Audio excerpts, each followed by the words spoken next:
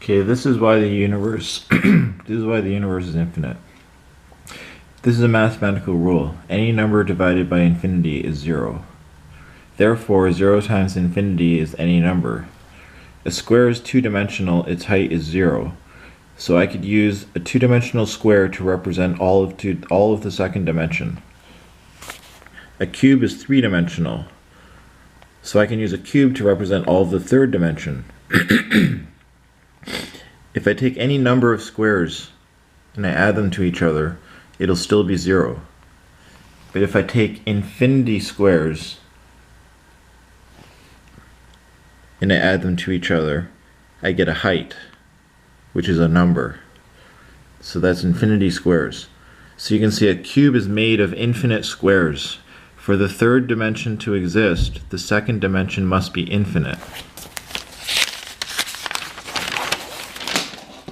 Now I'm going to illustrate a four-dimensional curve. The rule is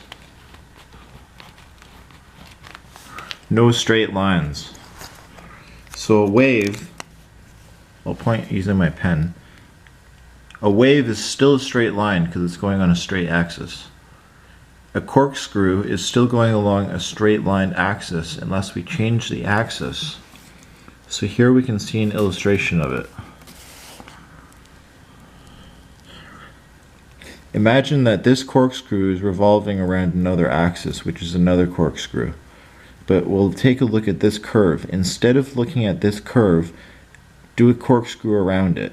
And instead of looking at that curve, put a corkscrew around that. And so on. And keep adding corkscrews until you get to infinity. You'll never get to infinity. But this goes to infinity.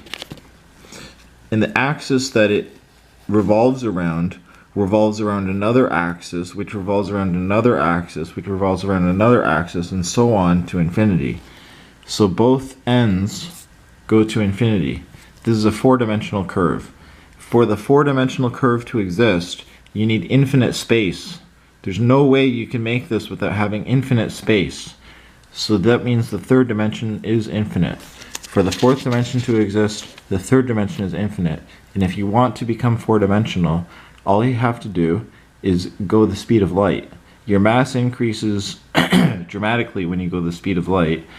The speed of light is infinite. If you think about it, the speed of light cannot be approached. That's a property of infinity. If you flash a flashlight past someone who's running half the speed of light, it'll still pass them at the speed of light because the speed of light is infinite. So if you multiply a three-dimensional object by infinity, you get the fourth dimension. So if you multiply a three-dimensional object at the speed of light, it becomes four-dimensional.